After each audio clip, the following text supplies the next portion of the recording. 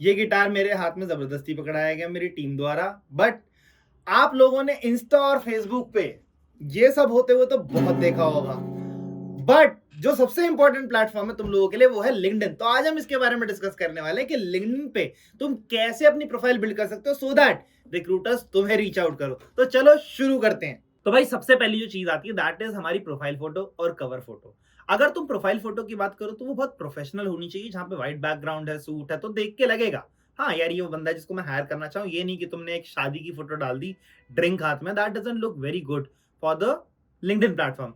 Generally जब आप account बनाते हो तो आपको पता नहीं चलता कि भाई हमारे इंस्टाग्राम और लिंक्डइन में डिफरेंस है। हम उनको सेम ट्रीट नहीं कर सकते बिकॉज यहाँ पे recruiters are going to come and check your profile.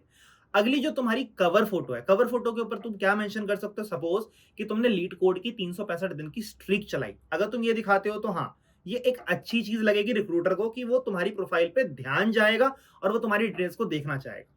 Secondly तुम कोई ग्लोबल रैंकिंग लेकर आते हो किसी एक कोडिंग के कंपटीशन में या हैकाथॉन में, तुम वो भी मेंशन कर सकते हो। It also increase your chances कि भाई तुम्हारा रिक्रूटर आए और इस प्रोफाइल को देखे। तो आई होप आप समझ पा रहे हो कि इसका जो कॉन्टेक्स्ट है that is to make sure कि तुम्हारी प्रोफाइल पे बंदा जाना चाहे, ना कि तुम कोई रैंडम फोटोज डाल सको। तो नेक्स्ट इंपॉर्टेंट पार्ट आता है हेडलाइन। तो एक हेडलाइन जो आप मेंशन करोगे एज अ स्टूडेंट, तो जनरली लोग कंफ्यूज होते हैं इसमें लिखे क्या। तो आप ऐसा स्किल सेट जो एक रिक्रूटर को दिखाना चाहते हो, या सपोज करो आपके पास रेटिंग्स हैं किसी प्लेटफॉर्म की सच एज कोड फोर्सेस और लीड कोड, आप उसको भी लिख सकते हो। अगर आपने कहीं इंटर्नशिप करी है तो आप x intern eight let's say Zomato, x intern eight Paytm, ये सारी चीजें लिखते हो तो रिक्रूटर्स को अच्छा लगेगा कि वो इस प्रोफाइल को खोल के देखे। तो ये एक तरीके से ऐसे समझ लो कि ये तुम्हारा रिफ्लेक्शन है कि भाई रिक्रूटर देख के जिसको तुम्हारी प्रोफाइल पे जाएगा या नहीं जाएगा। तो it is one of the most important thing जो तुम्हें बहुत ध्यान से फिल करना चाहिए। तो इसके बाद जो थर्ड इंपॉर्टेंट पार्ट आता है that is the about section. अब अबाउट सेक्शन के अंदर लोगों को समझ नहीं आता कि वो क्या लिखें। इसको मैं इस तरीके से बताना चाहूंगा। फॉर एग्जाम्पल सपोज करो आप एक वेब डेवलपर हो, या आप एक एंड्रॉइड डेवलपर हो, या आप एक कॉम्पिटिटिव प्रोग्रामर हो। अगर आप लेट्स से वेब डेवलपर हो तो ये about profile has to showcase कि भाई मैंने अपने डेवलपमेंट की जर्नी में क्या क्या चीजें करी हैं, जिसके बेसिस पे किसी के लिए ये डिसीजन लेना आसान हो जाए हाँ यार ये बंदा है जो डेवलपमेंट करता है। सेकेंडली लेट्स से अगर आप एंड्रॉइड के हो तो सेम चीज, मतलब it is instead of development web की आप एंड्रॉइड डेवलपमेंट की ओर चले गए।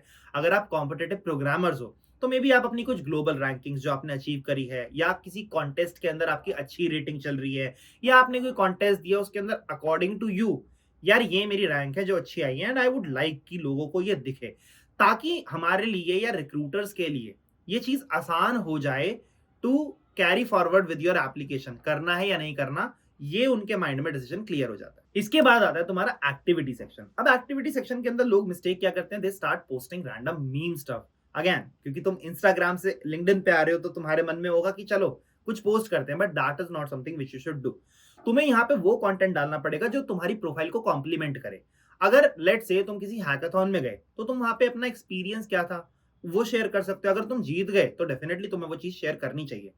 और तुम अपने ओपन सोर्स की जर्नी में अगर तुमने कहीं कंट्रीब्यूशन करा तो उसको तुम लोगों को बता सकते हो कि what was your experience and वो कंट्रीब्यूशन करने में किस चीज ने तुम्हारी मदद की और कौन सा स्किल सेट था जो सबसे ज्यादा तुम्हारे काम आया उस चीज में।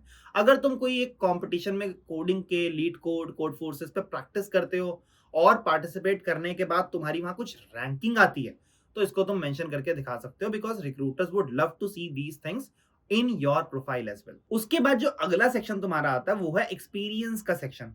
अब एक्सपीरियंस के सेक्शन में तुम्हें एक चीज ध्यान रखनी बहुत जरूरी है। अगर आप एक अपनी प्रोफाइल बना रहे हो that you want to get into SD, तो उसके अंदर आपको वही एक्सपीरियंस डालना पड़ेगा दैट इज रिलेवेंट।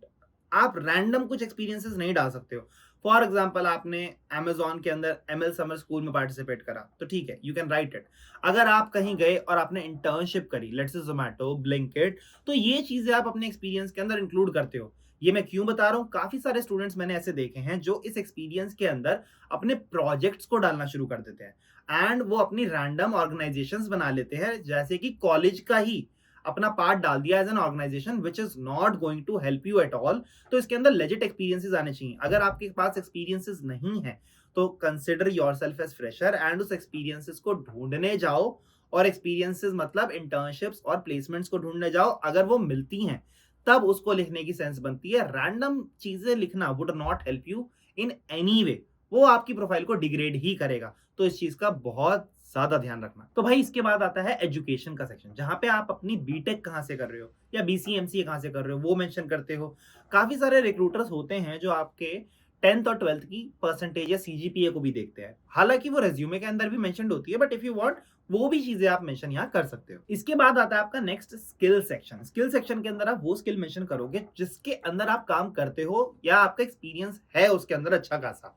अब ये स्किल के अंदर एक ऑप्शन होता है that is called as endorsement. तो आप ये एंडोर्समेंट उनसे ले सकते हो जिसके साथ आपने उस पर्टिकुलर टेक्नोलॉजी पे काम किया है।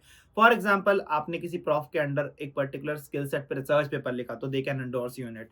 आपने किसी कंपनी में इंटर्न करी, उसके जो आपके टीम लीड थे, जो आप उसको जो आपको उस पर्टिकुलर इंटर्नशिप में गाइड कर रहे थे, they can actually endorse you as well. तो इससे थोड़ी प्रोफाइल की ऑथेंटिसिटी बढ़ जाती है और देख के लगता है चलो यार अच्छा है, people from industry, people from good institutions are actually backing you up and they are verifying कि हाँ यार तुमने इसमें काम कर रखा है। तो ये भी एक बहुत अच्छी चीज हो जाती है तुम्हारी प्रोफाइल के लिए। तो नेक्स्ट आपका आता है रिकमेंडेशन सेक्शन। यहाँ पर अगर आपने किसी के अंडर काम किया, let's say as SD intern और रिसर्च असिस्टेंट, तो यहाँ पे जाके आप उस बंदे को रीच आउट कर सकते हो and you can ask for recommendation. तो आपने किस पोजीशन पे काम किया था वो चीज भी यहाँ मेंशन होती है। तो इससे आपके ओवरऑल प्रोफाइल की क्रेडिबिलिटी बढ़ती है और रिक्रूटर को ये पता चलता है जो ये लिख रहा है somebody is backing that up too। तो लिंक्डइन को तुम सोशल मीडिया प्लेटफॉर्म ना समझ के एक ऐसा प्लेटफॉर्म समझो जहां पे तुम लोगों के साथ नेटवर्किंग कर सकते हो और वहां पर जाके तुम लोगों को रीच आउट कर सकते हो फॉर रेफरल। रेफरल का मतलब क्या होता है भाई, तुम्हें कंपनी दिखी ऑफ कैंपस जो हायर कर रही है, वहां पर जाके तुम चाहते हो कि वो कंपनी का एम्प्लॉय बोले कि भाई इस बंदे को आप लोग देख लो, मेरे हिसाब से ये बंदा अच्छा है। तो चांसेस काफी ज्यादा इंक्रीज हो जाते हैं on the basis of referral कि आपको कॉल आ जाएगी फॉर टेस्ट और इंटरव्यू। तो इस तरीके से इसको प्रोसीड करोगे तो अपना नेटवर्क बिल्ड करोगे तो you would also find many opportunities through LinkedIn only. तो आई होप इस वीडियो के अंदर आपको मजा आया होगा। ऐसे ही वीडियो के लिए सब्सक्राइब करो कोडिंग ब्लॉग्स को। और जाते जाते ध्यान रखना, कोडिंग मतलब कोडिंग ब्लॉग्स।